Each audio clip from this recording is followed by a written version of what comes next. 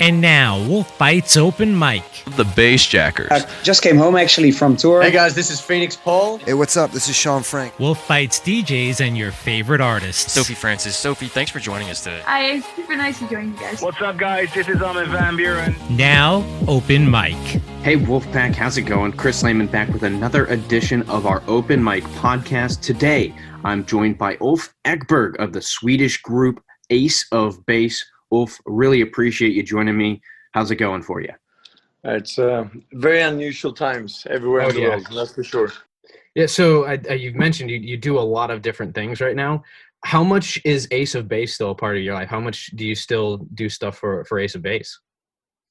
So I'm because I'm now the manager, guys. It started that I was the manager. Then when we 2 years into the success, we released our first single in the US with Arista Records with a gentleman called Clive Davis. And the first thing he said to me, Ulf, you realize you can't be the manager, correct? Because I'm going to complain a lot on you as a band, and I can't talk to you about yourself.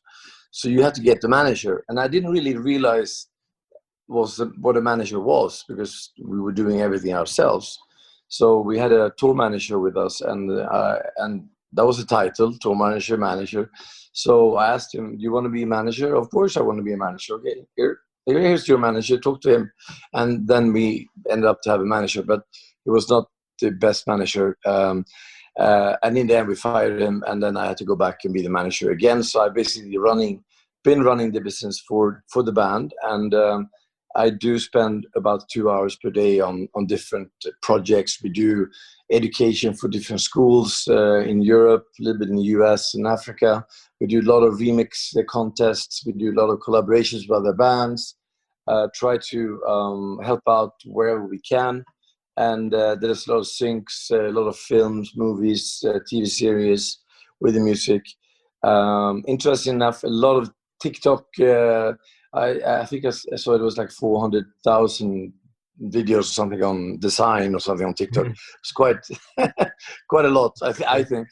And I can actually see in my revenues that I make more money from TikTok than from Spotify, funny enough. Wow. Which is a little bit sad to see that you're going to ban TikTok now in the US, but hopefully someone is going to buy it before it gets banned. Yeah, that'll be interesting to see how that turns out. And in there, you talked a little bit about the earlier part of the career for Ace of Base, and I wanted to talk about when you joined with them initially. It sounded kind of like a hectic story. It was actually 30 years ago this month, and I believe there was a former member of the band who decided to go to a Rolling Stones concert that night. Almost true. It's I had the band with Jonas, and Jonas had another band, and they had another band member in that band, but we were performing the same night as Rolling Stones performed. We have in Gothenburg we have something called The Avenue. So it sounds very weird in America saying The Avenue, because you always have a lot of avenues in every city, but we have one avenue. And the Rolling Stones concert was a bit outside Sweden. And when we performed, all the people from the Rolling Stones concert came to to Gothenburg, to the Avenue, where we were performing with both bands. And one of the guys in Jonas' band, he got stage fright. So he couldn't handle all the people. So they asked me to jump in instead. At that time, we were called Tech Noir. That band was called Tech Noir. And then we decided basically to merge our two bands into one, and that became Ace of Base. Yeah, and it really seemed like it was a grind for you guys for the first couple of years. I think you kind of went to I guess you'd call it the mainland of Europe, and we're looking for a label, and it took a while to find somebody who liked your sound. Yes, we were working literally 24/7 for 4 years, Jonas and I. We actually put blinders on our windows in our studio, so we couldn't see if it was day or night. Wow. And we worked until we passed out, drinking extremely bad tasting coffee There was no Red Bulls at that time. And basically just worked 24/7 to get a demo tape ready. We started to send it out to record companies in Sweden. There was no record companies in Gothenburg. It's the second biggest city in Sweden, almost 1 million people. Still a small city. But all the record companies, I think at that time we had like about 50 record companies in Sweden, in Stockholm. And then, of course, everything was considered, and now it's not so many left. But we sent all the tapes to all these record companies. No answer, no answer, no answer. Send it again. No answer, no answer, no answer. Send it again. Then we got one letter back from EMI saying, please send no more tapes. And they sent all the 3 tapes back to us. So then we decided that, you know what, they obviously don't understand our music. We have to go up and play it for them. So we had no money, so we had to hitchhike to Stockholm. And it's kind of, it's like a 5-hour car drive between Gothenburg and Stockholm. We had no car, and we had no money for train tickets either. So we were hitchhiking with trucks, and sometimes it could take us 2 days to get to Stockholm. And of course, we knew nobody in Stockholm, so we had to sleep on benches in parks and so forth. Quite interesting. And then we were knocking on the doors on all the record companies, and we said, we're not leaving until you listen to our demo.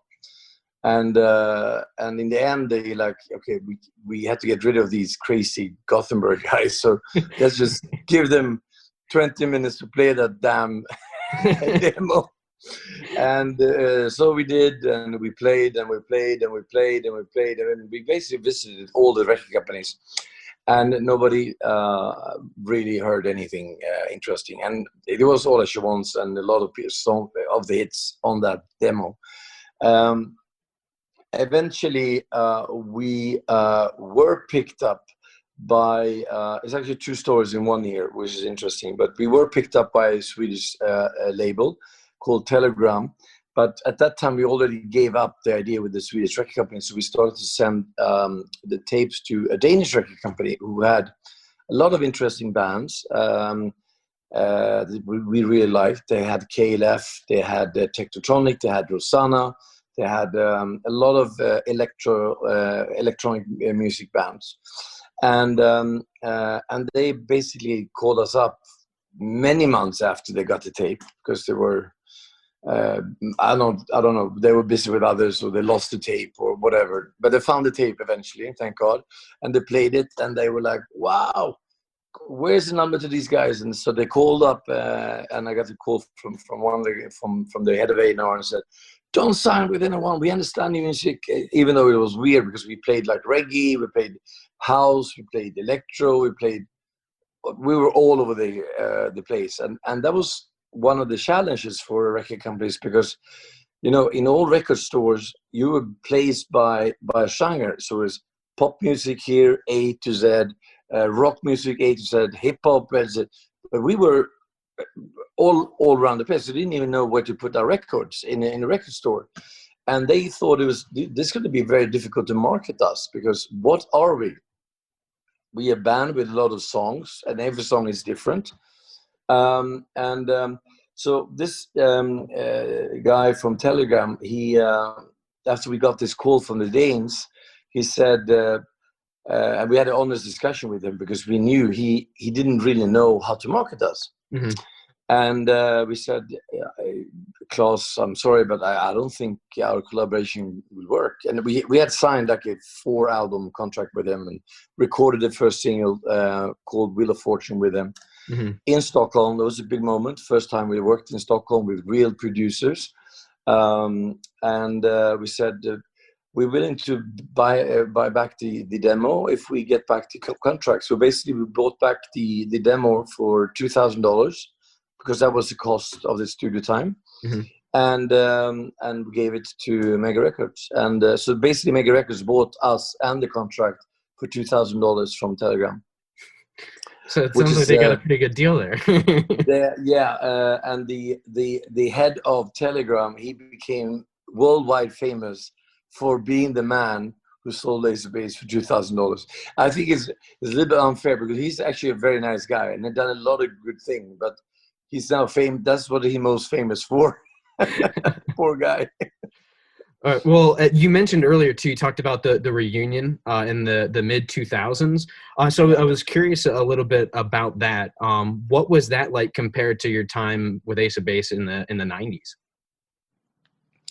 Yeah. So last album we released was like 2000 with the band. At that time, Malin, she already were really tired of being a pop star, and to be honest, she was tired from day one. She never wanted to be a rock star or pop star. She wanted to sing. She loved music, and this whole show business didn't fit her at all. On top of that, she was afraid of flying, and she has a lot of integrity. And of course, sitting there with journalists day in and day out, asking you questions, most of them very shallow, very easy, but longer, deeper the interviews actually can get, quite emotional. And she really, really, really, really did not like it. And she didn't feel well doing it either. She felt empty. She was sad. She was quite depressed over that time. So she actually wanted to leave the band already in '93 before we even hit America. But we kept her in the band. We succeeded to convince her to stay. And and you can see that on the albums and also in the videos that we are already from the second album started to fade Malin out from the band more and more. She was singing less and less. You see her less and less in the videos. You see her less and less in photos, in articles, and so forth. On the third album, you barely see her at all on the front on the cover of the album, and the same thing with the fourth album. So when we stopped 2001. It was for several different reasons. First of all, Malin didn't want to do it anymore at all. She said this is the last album. But also for us, we've been non-stop working with this for, Jonas and I have been working with this for 15 years every day. And of course, when you meet somebody, you work with someone 24/7 for 15 years, you get on each other's nerves, even if you want it or not. And they also siblings, so they had the typical sibling small fights all the time, as all siblings have. So it was quite natural for us we didn't have the energy, and you can hear our last album was not a very good album. I think we maybe had 2 good songs on it. You can feel in the songs that the energy is lost, the soul is lost. We are tired of the business, we are tired of music, and we just needed a break. And we didn't have one break at all. So Jonas and I, first 4 years in the studio, then directly Success, and then non-stop on the tour, on promotion tour. The first promotion tour lasted for 2.5 years without being home one day. So we needed a break, and so it came very natural when she said stop. We stopped. Also, I think world radio was quite tired of pop music also at that time, because at that time a lot of bands, American bands, also had started to work with Swedish producers and Swedish songwriters like Max Martin and Dennis Pop, the whole Sherion studio, and everything started to sound very Swedish pop, which actually we started in the early 90s. And I think radio just got very tired of it, and not only radio, probably the listeners too. So I think it was a good time for us to just leave, not leave Earth, but leave the public eye for a while. And then we had time to do a lot of other things. And I did a lot of other things while I did Ace of Base. I did a few tech companies, media companies, and so forth. So I kept myself very busy on all different angles. But when this stopped, I could focus on my other projects. And after a while, you get a little bit, should we do a comeback or not? And everybody's asking, of course, for when you're going to do a comeback. at that time in the beginning, like 2002, 2003, I never thought we would do a comeback because I was still extremely tired of the showbiz. But we decided 2006 to give it a shot without Malin, just with Jenny, and we recorded some songs that were not good enough. We didn't really have the energy yet to start writing songs again, but we started to tour. We did 2 world tours, 2 great world tours. We had a lot of fun, and we were around the world a couple of times, and we decided to do an album. Unfortunately, when we were really doing an album, Jonas and I were in the studio for 1 year. Jenny decided to do solo career instead. So then we had not just lost 1 girl; we actually had lost 2 girls, and so we had to recruit 2 new girls for the band.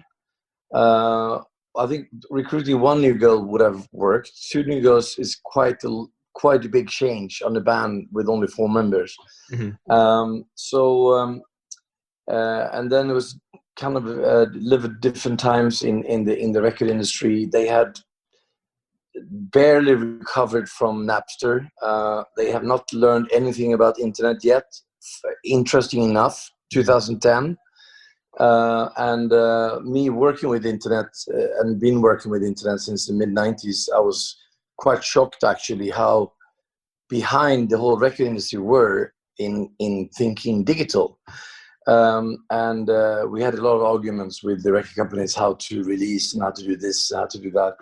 And in the end, we just did a very traditional release, which I did not agree at all on doing, and it did not really work out that well. But we did another tour with the 2 new girls, worked out actually really well. And our last concert was in Poland on 2010 on New Year's Eve in Wrocław.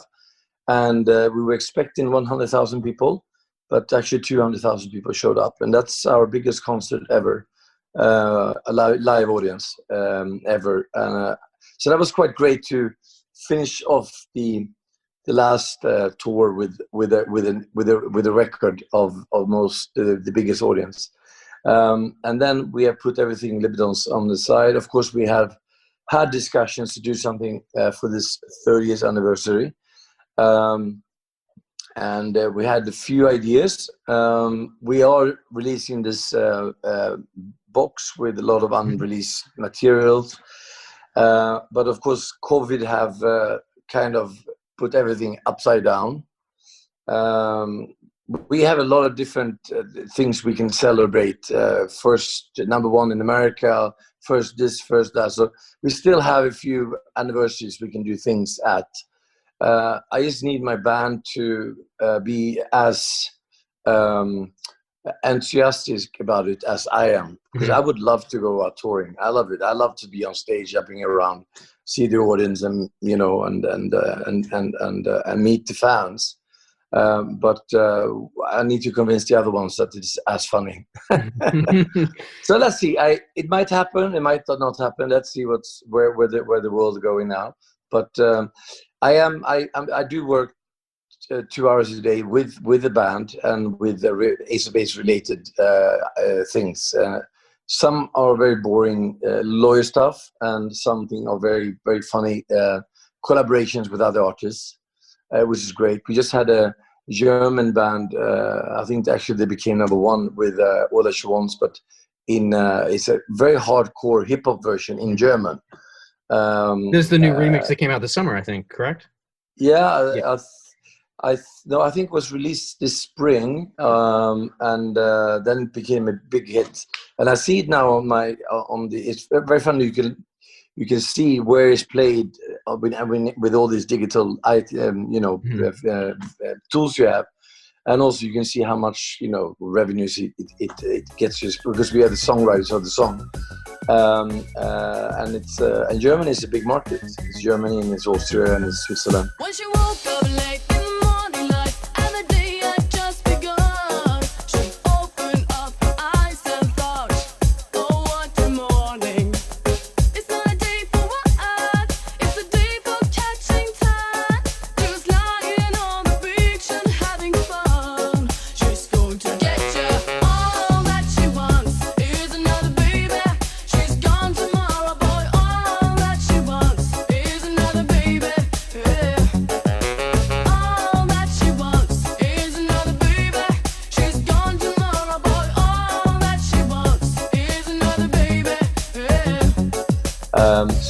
that's funny when people can take a song which is so poppy and nice and innocent as All That She Wants and completely change it to become a very aggressive, very hardcore song, but with almost the same lyrics. They've changed the lyrics a little bit. And of course, German language is quite hard in itself. But I love the version. I think it's great. So I love all these new remixes and covers and new versions that are coming out. I think it's great.